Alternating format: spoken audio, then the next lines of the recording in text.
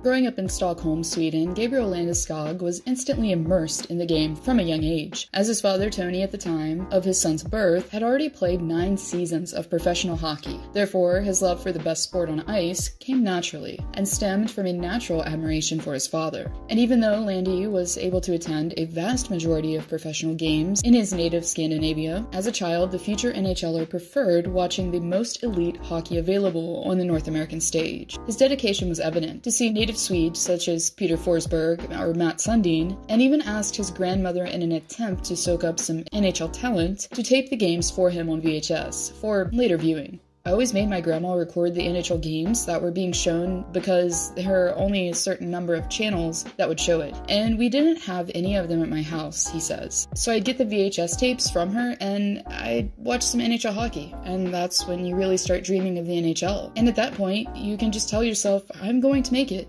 There isn't any other option, he says.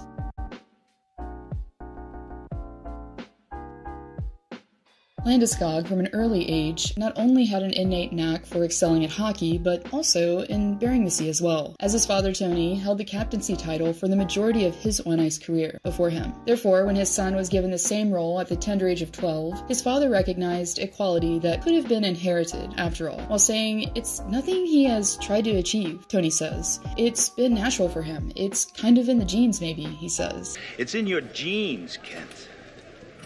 Actually, I'm adopted."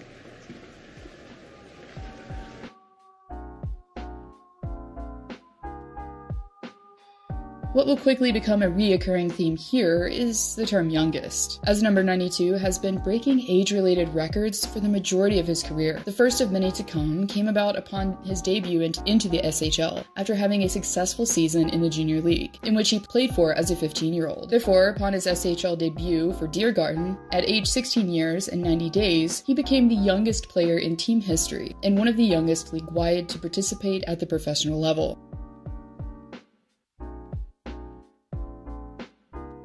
And you thought the VHS deal was intense. What if I were to tell you that the future Avs captain even enrolled in English classes before age 16, in order to get a head start in anticipation of the NHL entry draft? While his peers may have seen this as excessive, Landeskog's English ventures would quickly come in handy, as a teenager at the time made the decision to travel to North America, in hopes of securing a future roster spot in the NHL. And once he did, unlike many Europeans that had come before him, Landeskog acclimated effortlessly, and was even teased by his OHL teammates in Kitchener as having better grades than his peers. The forward's tendency to drop the gloves and stick up for his teammates was also able to set him apart, and made him seem just like another hockey-loving Canadian in the end.